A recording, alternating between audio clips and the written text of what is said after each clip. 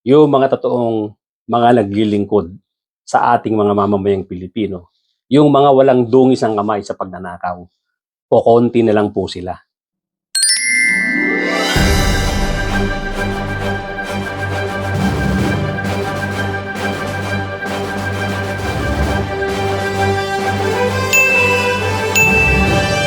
Tuloy-tuloy na po tayo sa ating topic for today. Kaya dapat, kung meron tayong opportunity na pag-usapan, suportahan at tulungan ang kanilang mga ginagawa, gawin natin. Kasi nga, kukonti na lang sila. Huwag nating pabayaan na malunod sila sa mga kritisismo, malunod sila sa mga pamimintas ng ibang tao na walang ibang intensyon kung hindi ilubog at sirain ang credibility nila dahil kukonti na lang sila na mga honest to goodness public servants. Ang tinutukoy ko po ay itong si Senator Ping Lacson na siyang chairman ng Blue Ribbon Committee. At magre-resume na nga yung kanyang pagkukondak ng hearing sa Senado sa January 19. Isa ito sa mga hindi nadungisan ang kamay dito sa mga nakawan, dito sa mga anomalya, sa mga proyekto ng gobyerno. Wala pong record na ganyan si Senator Ping Lacson. Kaya dapat suportahan natin ang ginagawa niyang pagkilos, ang ginagawa niyang honest to goodness na pagdinig diyan sa Senado, sa kanyang committee na Blue Ribbon Committee. Ito ay natural na aatakihin ng mga DDS. Aatakihin ito katulad na lang nitong si Amy Marcos. Dahil nga, karamihan sa mga na-involved na senador doon sa tinatawag na flood control project anomalies ay mga supporter ni Digong Duterte, mga supporter ni Sara Duterte. Na sila nga ang kumilos para itong yung unang impeachment case na inihain diyan sa Senado ay hindi nagtuloy-tuloy at naharang nga nila. Isipin mo na lang, itong mga senador na to, nagtanga-tangahan. Wag lang matuloy yung trial, wag lang matuloy yung pagdinig diyan sa Senado nung impeachment case ni Sara Duterte. Isipin nyo na lang, yung simpleng-simpleng forthwith na halos ang buong mamamayang Pilipino ay nagkakaisa at naiintindihan yung meaning ng forthwith. Ipinaglaban po yan ni Senator Chis Escudero na during the time ay Senate President na hindi raw kaagad-agad ang ibig sabihin yan. Ganun na rin itong si Alan Peter Cayetano. Yan po yung mga pagtatatandaan natin ng mga pangalan, mga pagmumukha na hindi na dapat mabalik sa mga pwesto na kinaluluklukan nila ngayon. Hindi po nila deserve ang boto natin. Isipin nyo, accountability. Isa yan sa pinakamalaking issue na dapat ino-honor ng mga politicians, ino-honor ng mga public servant. Public servant nga sila eh. Isipin mo, pag hahanapan mo ng accountability ang isang opisyal, ididepensa ng mga ito, ano ba naman ang masama na ituloy ang trial para mapatunayan kung may kasalanan o wala? Pero hindi, kinapala nila ang mukha nila, hinarang nila yung impeachment case na yan para hindi nga mauwi sa trial. At yan naka-pending ngayon, naka-archive. Dahil nga dito sa pinagkaisahan itong mga during that time majority sila. Lamang sila sa bilang nung time na inihain yung ano na yan, yung impeachment case na yan. Kaya ngayon, itong parating na hearing sa Blue Ribbon Committee ni kung saan nga chairman itong si Ping Lacson, dapat na buong puso nating suportahan ang pagkilos ni Senator Ping Lacson. Dahil alam natin, ang mga kukontra dyan, yung mismong mga senador na dawit sa anomalya. Gugustuhin ba natin na itong mga senador na to maghari? Gugustuhin ba natin na magtuloy-tuloy sila dyan sa Senado na hindi nila pananagutan yung ginawa nilang pagnanakaw? Totoo naman po yan na itong kasalukuyang gobyerno, dito talaga lumabas ang pagkalaki-laking mga nakawan. Pero hindi natin po pwedeng isisi lahat dito sa gobyernong ito kung bakit nagkaroon ng ganyan. Nag-umpisa po yung pagiging sobrang ganid nila, nakaramdam sila ng impunity, nag-umpisa ito doon sa presidency ni Digong Duterte na kung saan na-spoil ang mga kawatan ng mga politiko dahil walang nag-check sa kanila. Hindi na file ng kaso. Merong isang pronouncement, isang video na nagsasabi, itong si Digong Duterte mismo nagsabi na meron talagang malaking anomalya na nangyayari sa DPWH at paiimbestigahan daw niya. Ang problema lang, lip service lang. Matapos niyang sabihin yon, wala na siyang ginawa. Wala na po. Alam na alam niya, nung time na yon, na meron talagang malawak na nakawan sa DPWH. At ngayon na nga, credit to the President now, si PBBM, siya talaga ang nagbunyag niyan. Siya ang nagsabi na paiimbestigahan niya at yun na nga ang nangyayari ngayon. Of course, marami sa atin ang hindi pa rin kontento sa mga ginagawang pag-iimbestiga. Marami nagsasabi na bakit daw iniiwas pagdating na kay Martin Romualdez, iniiwas pagdating kay Sandro Marcos ang investigasyon. Kaya yan nga po ang atake dito kay Senator Ping Lacson. Pero alam natin na kung itong si Senator Ping Lacson ay mabibigyan natin ng ebidensya, mabibigyan natin ng mga witnesses na magtuturo dito kay Martin Romualdez, hindi niya maaaring iwasan yan. Gagawin at gagawin ni Senator Ping Lacson yan. Ang kritisismo sa kanya ngayon na sinasabing mukhang iniiwas yung investigasyon, hindi po totoo yan.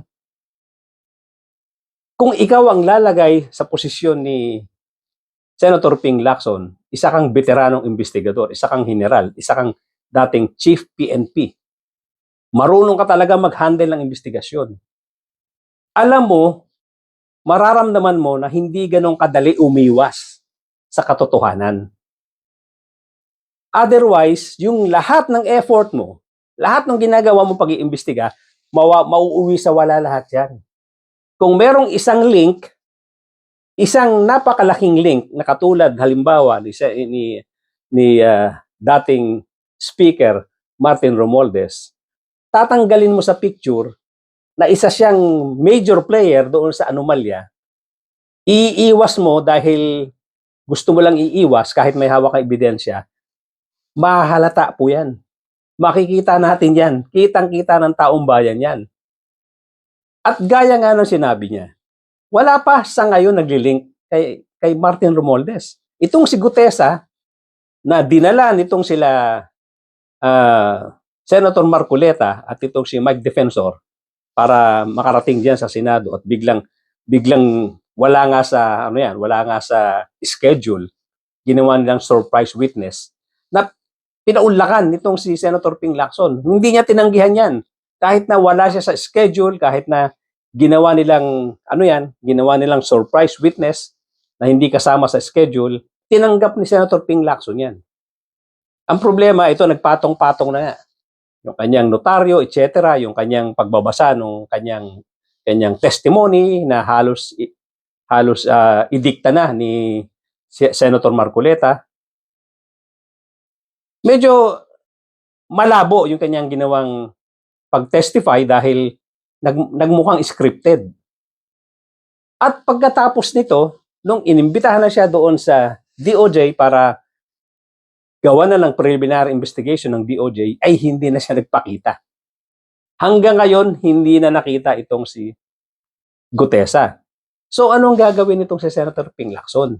Hindi po pwede nating sabihan si Senator Ping Lacson na namimili ng witness, namimili ng mga ebidensya para hindi madiin ang isang tao kung wala naman talaga siyang hawak na ebidensya. Wala siyang hawak na witness. Ito na nga sana the best si Gutesa.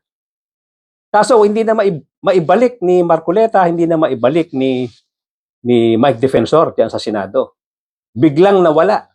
Hindi kasalanan ng Senator Ping Lacson yan. At again, uulitin ko, hindi naman police work ang trabaho ni Senator Ping Lacson para siya ang mangalap ng ebidensya at magpunta kung saan-saan hanapin ang mga witnesses, maghanap ng mga dokumento. Hindi niya trabaho yan.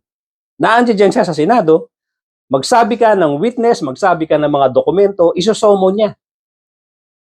Kung talagang kailangan na, kung talagang meron kang pinangahawakan, meron kang tao na kilala, meron kang mga dokumento na alam, pwedeng isomon ni Senator Ping Lacson yan. Pero wag mong isisi sa kanya kung hindi niya maidugtong sa mga hawak niyang ebidensya, sa mga witnesses, yung pagkatao or yung role nitong si Martin Romualdez. Unfair masyado kay Senator Ping Lacson yan. Dahil sinasabi ko nga, sa na-discover natin doon sa mga inilahad ng mga opisyal ng gobyerno na rin tungkol dito sa anomalya na to. Tungkol ngayon, doon sa mga nalaman natin, napakalawak ng nakawan. Kahit na yung Cabral list na yan, yung Cabral document na yan, na naging kontrobersyal, na hawak-hawak nitong si Lebiste, si Congressman Lebiste. Lumalabas talaga na napakarami, or babaligtarin ko na, napakakuunti na lang talaga. Iilan sigurong ulo ng senador na lang or iilang congressman lang siguro ang hindi na isama sa lista. At yung nakaraang Congress, 19th Congress, kung hindi ako nagkakamali, lahat ng mga senador naando doon sa listahan. Naando doon sa listahan. Ang wala doon, of course, dahil hindi senador, sila Tito Soto at itong si Senator Ping Lacson that time, talagang hindi sila kasama sa listahan. Pero kung naando doon man itong si Senator Ping Lacson, kung naando doon man itong si Senator Tito Soto, most likely hindi rin sila malalagay sa listahan na yan na kumuha or nagkaroon ng allocable or nagkaroon ng requested budget. Dahil ever since, alam naman natin, si Senator Ping Lacson hindi kumukuha ng anumang related sa pork barrel. At itong si Tito Soto, si Senator Tito Soto, alam naman natin, pag-upo nila, tumawag ang opisina ni Yusek Cabral dito.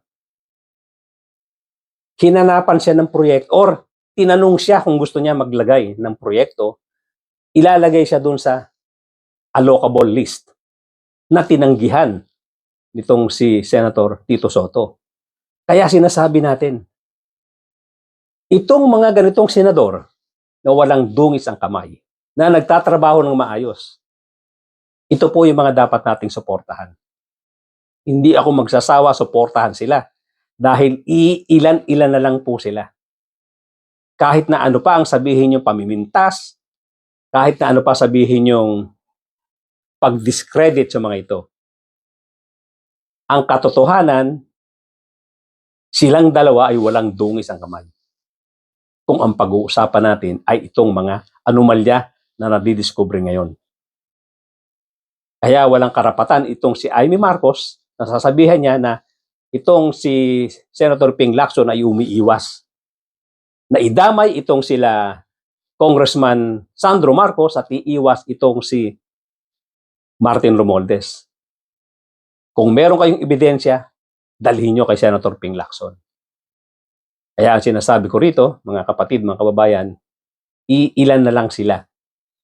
Hindi ko alam kung sino pa ang iba, pero sa ngayon ang naiisip ko, itong si Senator Tito Soto at itong si Senator Ping Lacson na dapat nating suportahan, idepensa natin dito sa ginagawang pag-atake, especially ng mga DDS. Ayaw na ayaw po nilang magtrabaho ito si Senator Ping Lacson dahil ang madidiin dito yung mga supporter ni Duterte. Itong sila Joel Villanueva, Jingoy Estrada, Chis Escudero, Bong Revilla at iba pa.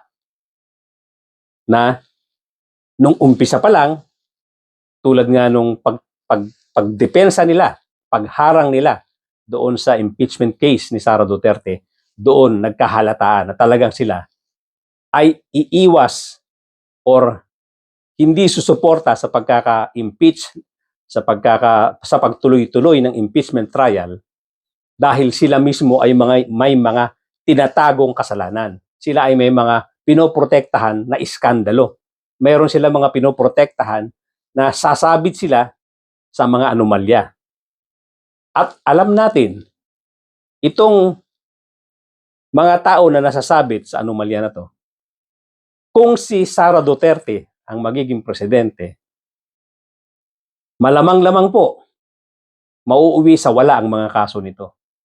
Kaya naniniwala ako doon sa sinasabi na may mga kumakausap dito kaila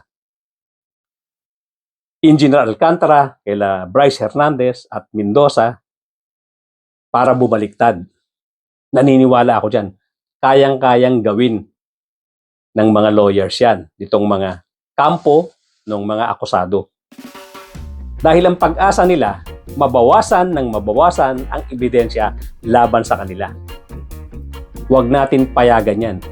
Magsalita po tayo, magkomento, mag-ingay tayo. Hindi dapat mangyari yan. Hindi po dapat makalusot itong mga may kasalanan sa bayan. At yung mga katulad ni Senator Ping Lacson, nila Tito Soto, yan po ang dapat nating tulungan, dapat nating suportahan.